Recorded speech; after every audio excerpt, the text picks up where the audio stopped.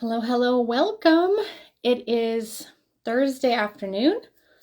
It is March, um, March 14th, I think. Yes, March 14th. And we are coming to you live for our mini masterclass with Deanne Chase, who is a business attorney. And so I'm excited to bring her back to you. We spoke with her last year about all things entity selection. And this time she's coming back to talk to us about the new federal reporting requirements through FinCEN, and they are the Business Owner Information, BOI. I believe that's what the acronym stands for, and what you need to know and what your timelines are. And this applies to every business that has a corporate officer, partnerships, anything like that. Anyone that's not a sole proprietor, in other words, or an individual. So she should be joining us shortly. We were having some technical difficulties on our test just a few minutes ago, so hopefully all goes well. Instagram's been giving us some challenges recently, but I'm going to go ahead and see. Hello, Jennifer. I see you. I'm going to see if I can invite her this way. Freezing, and I didn't freeze. Yay! Okay, so bottom line, if you have a business, hi. If you have a business, you're gonna want this information one way or another. Hopefully you can join us live. If you're not joining us live, then you would be joining us probably on our replay. But this is a new requirement that is effective January 1 of 2024. But if you have an existing business, there's different guidelines of when you're necessarily supposed to have this information updated in the database. And if you've started a business after January 1 of 2024, you have a much shorter window, even if you have an existing business that was started prior to January 1. So essentially, every single business that you own is going to have its own specific reporting requirements depending on when the corporation started. That's the way that is going to work. It says Chase Law is unable to join. I just saw that, Deanne. If you're watching this, I don't know why it says that. Of course, we're having those technical challenges we tried to avoid. Keep trying, and hopefully it'll work itself out.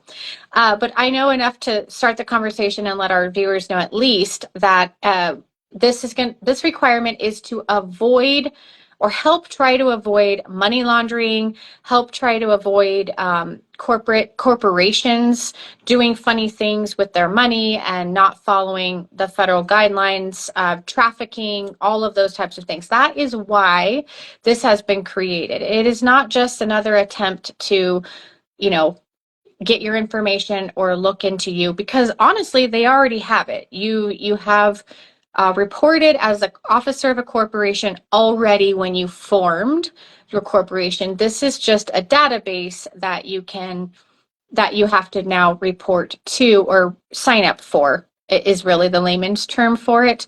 And that's just, I see her joining. Chase sent a request to be in your live video. Go live with Chase Law. Very good. So that's what this is for. This is really an attempt to get the bad guys, not to track the good guys. And there she is. Yay! It works. Hey, I was just kind of giving them I was giving our audience the very generic overview of like the reason for this new regulation and who it applies to. But let's start with who you are and what you do. And welcome.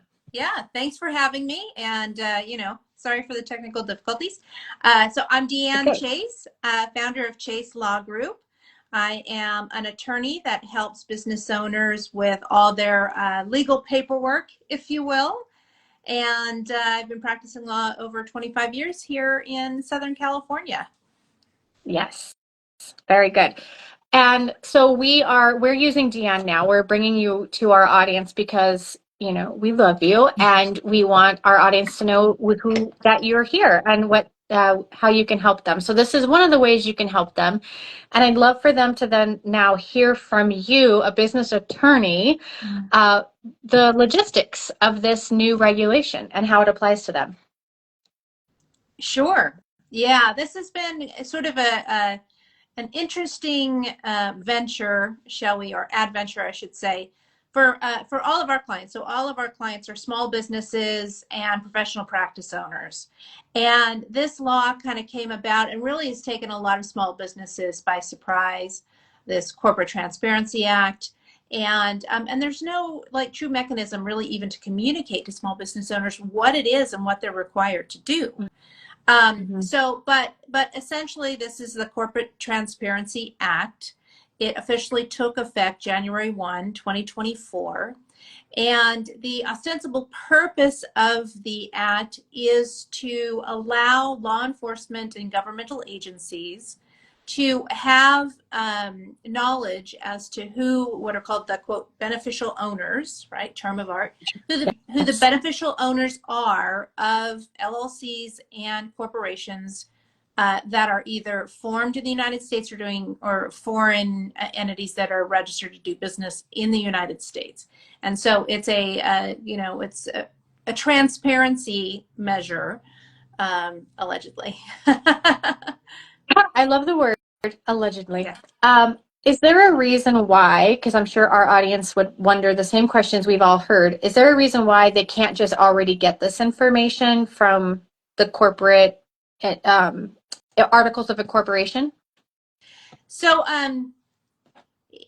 it's basically, I mean, I would argue, and many of my clients have said to me, well, don't they already have this information? And truth be told, they may or may not have the information, and they may or may not have it all in a simple, easily accessible database, right? So, I mean, Right. a lot of businesses are formed in the United States, and many entities will be formed in other states, like in particular states like Delaware or Wyoming or different states, expressly for the purpose of having their identities kept, kind of out of the public eye, Got right? it.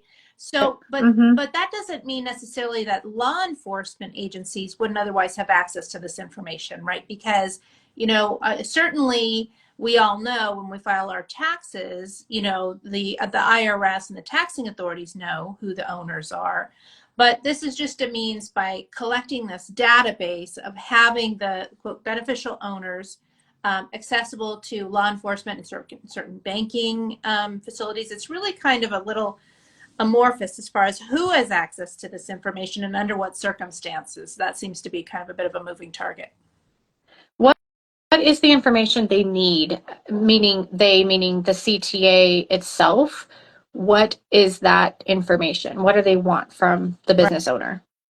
So the CTA is the Corporate Transparency Act, and it is promulgated and administered by a Department of the Treasury of the United States Treasury called the Financial Enforcement Crimes Network. It's FinCEN.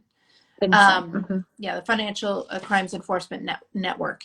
Um, and so what they are looking for, so just so you know, so they are looking for an identification of who the quote beneficial owners are of every single LLC and corporation in the United States. So, so a beneficial owner, like who is that, right? So beneficial Mm-hmm. owner is someone who exercises substantial control over the LLC or corporation, and or someone who owns or controls at least 25% at least 25% of the ownership interest in the entity. So and I will also just point out that many of our clients own their ownership interests in their LLCs or corporations through their living trust, which we recommend for estate planning purposes. So if you own your interest in your entity through your living trust, then you have to disclose to FinCEN the trustees of the trust, and so Oh, wow. that would be listed as the beneficial owners. And so the process is you go to the FinCEN website, and you need to be prepared to list your, your personal address. You need to upload a copy of your personal driver's license or passport. And then they want the business address as well. And so, so that's kind of the information that you need to be prepared to present. Let me see. I've just kind of had my my assistant put together my cheat sheet for me. Yeah, sure. Because we've been when addressing this for our clients, and so they've been asking us for this information. So the information you need to be prepared to submit is your entity name, business address, tax identification number, like your EIN number, the beneficial owner's names, dates of birth, residential address, and a clear image of your state issued ID or US passport. So, Okay. I mean, I am definitely of the belief that this is highly intrusive and overreaching is sort of my personal belief when it comes to this. But unfortunately, there are harsh penalties for businesses that are not in compliance. Very harsh. The CTA, the Corporate Transparency Act, says that any person who willfully violates the reporting requirements may be subject to civil penalties of up to $500 for each day that the violation continues. You can be subject to criminal penalties of up to 2 years imprisonment and a fine of up to $10,000 for willfully failing to file this report. I mean, it's pretty harsh. And willfully doesn't mean I didn't know, because I think we all should know that ignorance is not an excuse, just like speeding or any other kind of ticket you might get. Just because I didn't know the speed limit in this zone doesn't mean you weren't speeding, right? Sure. This is like, that's why we're bringing this to our audience. So actually you do know, but you also know what the consequences are for not doing it. And that is the $500 per day potential plus all what you just said. I think that's the most interesting part. It seems like they want to make this specifically such a big penalty so people actually take it serious. It's not one of those suggestions where I can just decide I don't want to do this, or I don't have to participate. True. I've seen many reels on Instagram. I've seen YouTube videos on people giving advice about how to get around this by dissolving corporations or doing this or doing that. What do you have any feedback around the people giving that advice out there, and really how that's going to complicate this or convolute this?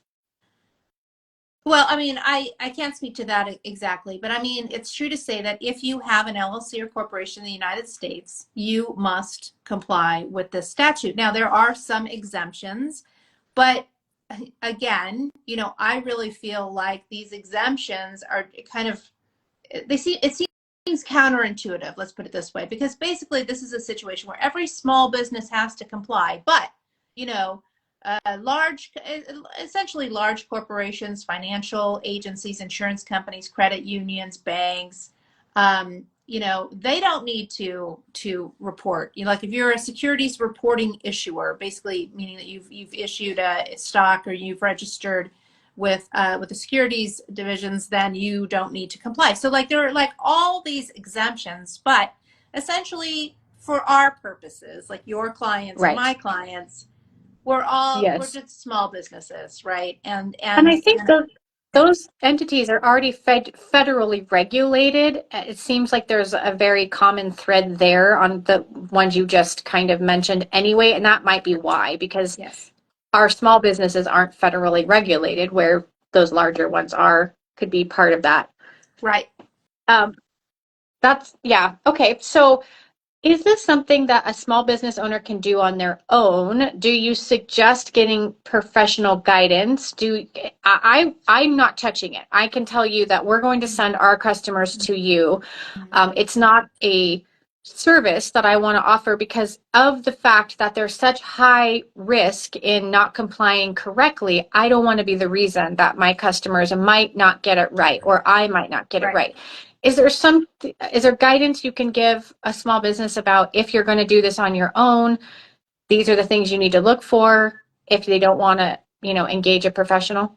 Sure. Yeah, absolutely. I mean, you can do it yourself. If you just go to the FinCEN, it's FINCEN, the Financial Crimes Enforcement Network website, and it says start here. So, deceptively simple, right? Right. One of the things that is quote optional is to get a FinCEN number. So I do recommend getting that number, because then if you need to, prove that you reported or something like that, that you're able to have that identifying number. Yeah, so like we've been doing it for our clients, just like we handle our clients' corporate minutes, just a lot of things that small businesses need to keep track of. When you're out there running the day of your business, you don't necessarily want to have to sit down and go, okay, now what do I need, right? Yeah. So, so I'll tell you, like our firm, we charge a flat rate of $500 for anybody who's not an existing client to do their report for them. Or if we have anyone who is an existing client or anybody who signs up for one of our annual corporate packages, then we'll do it for a flat rate of $250. So, that's flat out, kind of how we're doing it, and we're filing it for all of our clients. But let me also be sure. So yes, people can do it themselves. They go to the FinCEN website to do it.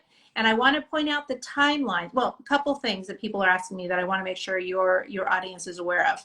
Number one, this is a one-time filing. This is not an annual thing. You do it one time, but you need to be very, very careful and make sure that if you change any of the information that you provide, within 30 days of that change, you need to file an updated or corrected report. So keep in mind, you're providing your residential address and you're providing your business address. So if you move either your home or your business, you need to be sure and update the report within 30 days. What if they add a second location? Is that considered also a change? Do they have to say this is my other location now? They ask only for the principal address. So Okay. I think if you have one main address, then yeah. The other thing is the timing on it. So also something to be aware of. So if you had an existing LLC or corporation that was formed before January 1 of 2024, then you need to file your beneficial ownership information report, BOIR form, by December 31 of 2024. Okay. Right. So basically you have till the end of the year. If you form your entity in on or after January 1 of 2024. So if you file a new entity in 2024, you need to file your BOIR report within 90 days. Okay. So basically it's giving you, new entities kind of a longer timeline to get the reports filed. Then any entities formed after January 1 of 2025, so next year, any new entities have to file the report within 30 days of 30 formation. Days. What is the situation if I have a business owner who has an existing company now, obviously prior to January 1, and then forms a new company in 2024? That old company, do they have to comply with the 90-day window, or do they still have the December window, even though the new company only had the 90-day window? So the old company, the one existing before January 1, 2024, they have the full year. They and do. The new company is a new entity. And so that one has completely separate business entities. Then the new entity has to file within 90 days if it's filed in 2024, or within 30 days if it's filed in 2025. Perfect. Yeah. So you mentioned about the FinCEN number that you can get. Yeah. That's essentially your memorized information from what I understand. So it is your birthday, your address, your social, all of those things that you have to, but wrapped up into an identifying number, which from what I understand, you can use that number when and if you open new corporations the same as you would use it as the first time. So kind of like a driver's license number, it identifies you going forward. So if I was going to have someone else managing my registrations, I could just give them this number instead of giving them all my information. Is that correct? Not exactly. Okay. So, like for me, I'm an attorney. I file new entities for people, right?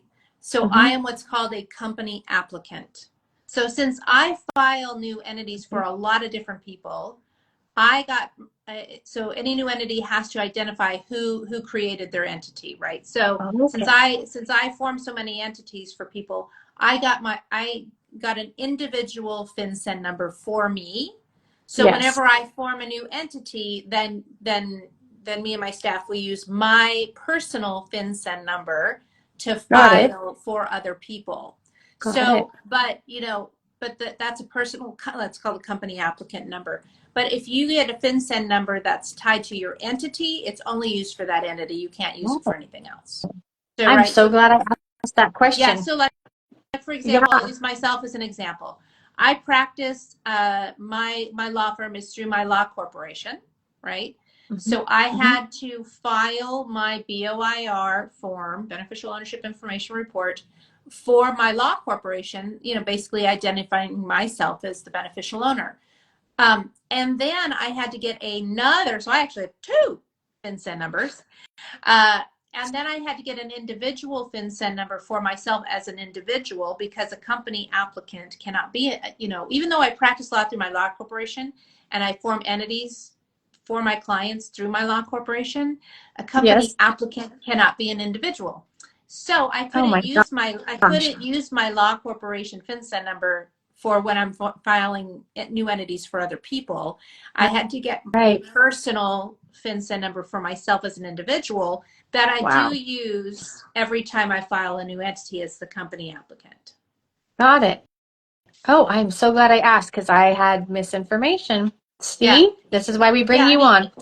it's, yeah. I mean, once you get a FinCEN number that's tied to your entity, it's just like the EIN number. You use it just for that entity. Okay, good to know. Very good to know. Yeah. So I'm just going to touch on a concern that I have about this Mhm. for people, just to be kind of open the discussion about it, really. I have a feeling since they really are going to be looking, how are they going to know? Is I guess how are they going to know you didn't register and you have a corporation and therefore you're getting fined that $500 a day or imprisonment or whatever? What's going to be the trigger for that? Do you know? I honestly hadn't thought about it. Um, I don't know that they're going to have any sort of proactive enforcement of it Mhm. necessarily. It's just kind of one of those things. I don't know, honestly, at this point in time. I'd Okay, probably have to sit down and kind of think it through. But it is kind of one of those things that if you don't do it and something else happens, happened. That's where I was going. Okay, so then it will also be an issue. If it's like yeah, anything, you come within the kind of the headlights of the yep, government and yep. it's not done, maybe you get audited, for example, That's or heaven exactly where I'm forbid you going. do in fact commit a financial crime. Right? I mean, that's the thing too. Let's think about this. People who commit financial crimes likely are not going to fill out this form, Or right? use your It's only real name. right. It's going to be like the people, the good people like you and me and our clients. Yeah, Like all my clients are trying to do things the right way. They're I trying to keep up with all the know. different laws that apply. They're like, what do I need to do now? And what is this? Yeah, And when? And what? And I yeah, have to pay I know. $10,000 a day in jail. What? So Yep, that's I know. yeah. So I don't know. I mean, it's a division of the U.S. Treasury. It's unknown really how that would, Right. I don't know that I don't know that they're actively going to be enforcing it, but I don't know that they won't Won't. either. I do also want to, while just real quick address a question that has come up recently that I really want to make sure your audience is aware of. So Great. there was a case that came down on March 1st of this year. It was in the federal district court in the Northern District of Alabama. And Okay. there was a finding by the judge in that court that the the Corporate Transparency Act was found to be unconstitutional. Okay, so all my clients are saying, "Oh, it's unconstitutional, so we don't need to comply." Not true. So it turns out that the judge in Alabama determined that the statute was unconstitutional only as to the parties in that lawsuit. Okay, Yeah. so it was filed by the National Small Business United organization, the National Small Business Association, and an individual, some person named Isaac Winkles, who is just what's known as like kind of a plaintiff that files a lawsuit in the name to be able to have hold standing for the court. So, but basically what happened is, so that ruling applies only to Mr. Winkles and Winkles, and to anyone who is a member of the National Small Business Association. And that was actually confirmed by FinCEN. So on March 4th, FinCEN issued a specific notice that said, in light of this case, the National Small Business United versus Yellen case, that in light of that case, that the FinCEN has agreed and put out notice that they will not be enforcing the CTA only as to the people in that case, period. So where I am with my clients is, so there's nothing pending right now, no litigation pending or anything that would otherwise invalidate the statute anytime in the near future, right?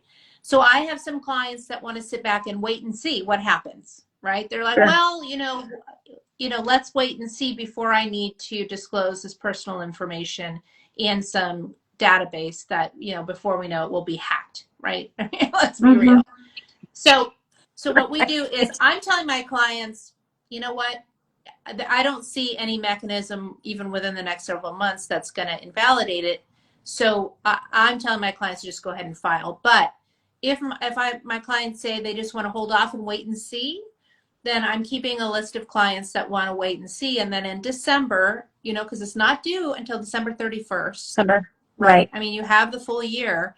So I'm keeping a list of my clients that just want to wait and see. And so we'll follow back around with my clients in December for anyone who wants to hold off and see what happens. Because there is that amount of time, maybe a new lawsuit will be filed. Maybe I'm not sure legally what would happen. But I do want to make sure that your audience is aware, because people have heard about this case and they hear that, oh, it's been declared unconstitutional, and it has, but only as to those parties. Got it.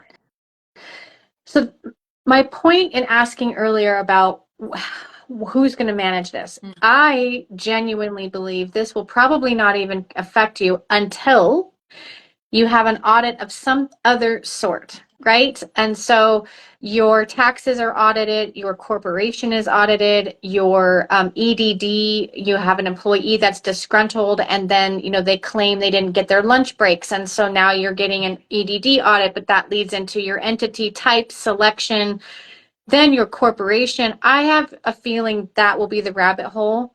I'm not an attorney. I'm not in the government. I have no idea for real. These just my opinions. But that, I think, is a point of, this is going to be another reason why you really want to be in compliance in all the other areas of your business.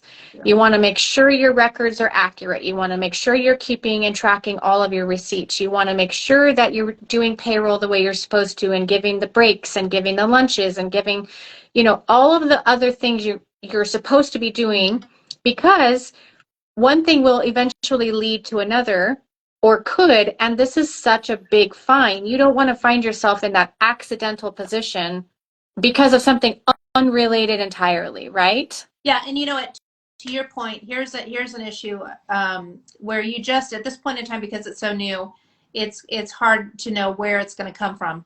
But I use the example of people who hire independent contractors, right? So this is another issue. Yeah. You and I have talked about this, but so people say, well, how is anybody going to know if I hire this independent contractor? Because of course the claim, that's risky, because the concern is that your independent contractor could really be presumed by the government to be your employee, right?